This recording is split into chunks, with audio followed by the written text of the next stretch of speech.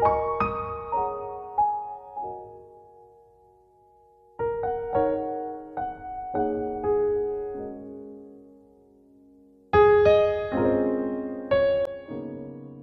Everyone, good morning. কেমন আছো তোমরা সবাই? আশা করি ভালো আছো। আমিও কিন্তু বেশ ভালো আছি।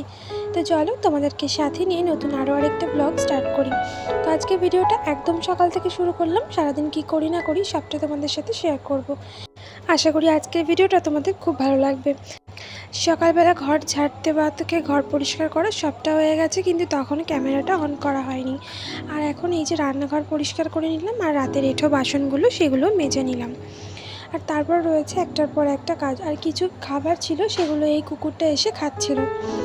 তো আজকে অনেকগুলো বাসনপত্র ছিল, তাই মাজতে একটু সময় লেগে গেল। আর বাসন মাজছিলাম।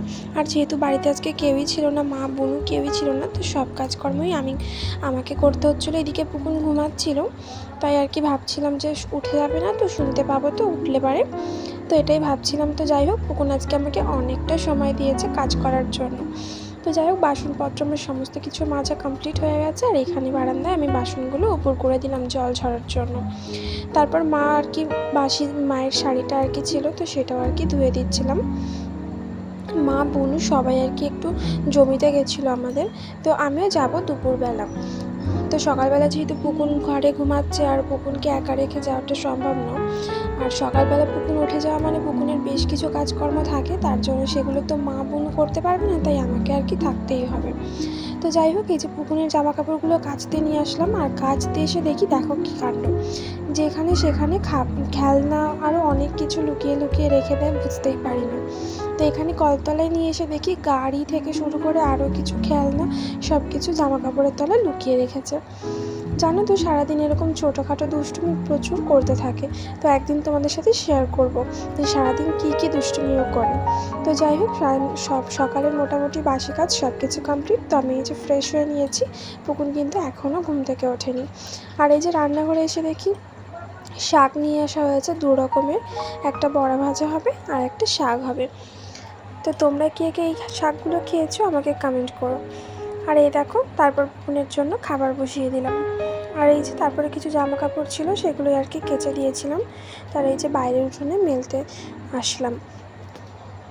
এই গরমের দিনে রোদটা খুব অপ্রিয় হলেও জামা কাপড় কেচে কিন্তু খুব শান্তি। জামা কাপড় দিয়ে একদম এত সুন্দরভাবে শুকায় না, সেগুলো কাচতেও ভালো লাগে, আর শুকালেও সেগুলো ভাঁজ করতেও ভালো লাগে।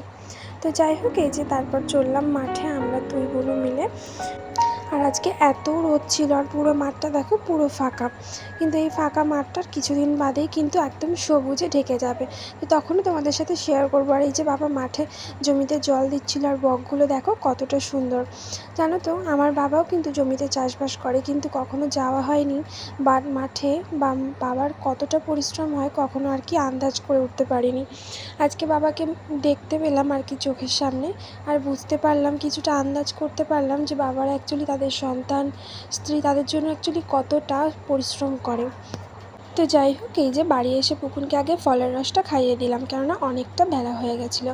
আর এই যে দেখতে পাচ্ছ বারান্দায় একটা ঘুঘু পাখি অনেকক্ষণ ধরে ওয়েট করছিল তার প্রিয় মানুষটা আসবে বলে। তারপর অবশেষে চলেই আসলো। আর তারা দুজনে মিলে প্ল্যান করছে এখানে তাদের সুন্দর বাসাটা বাঁধবে। হয়তো সামনে বর্ষাকাল আসছে, তো তাই জন্য তাদের সুন্দর সংসারটা একটা শক্তপোক্ত ছাদের নিচে বাঁধতে চাইছে। তো যাই হোক, তারপর আমি স্নান টান করে ঘরে চলে এসেছি। তো চলো, আজকের ভিডিওটা আমি এখানেই শেষ করি। তো আমার এই ছোট্ট ভিডিওটা তোমাদের যদি কারোর একটুও ভালো লেগে থাকে, অবশ্যই একটা লাইক করো, আর কেমন লাগলো সেটা কমেন্টে জানিয়ে যেও।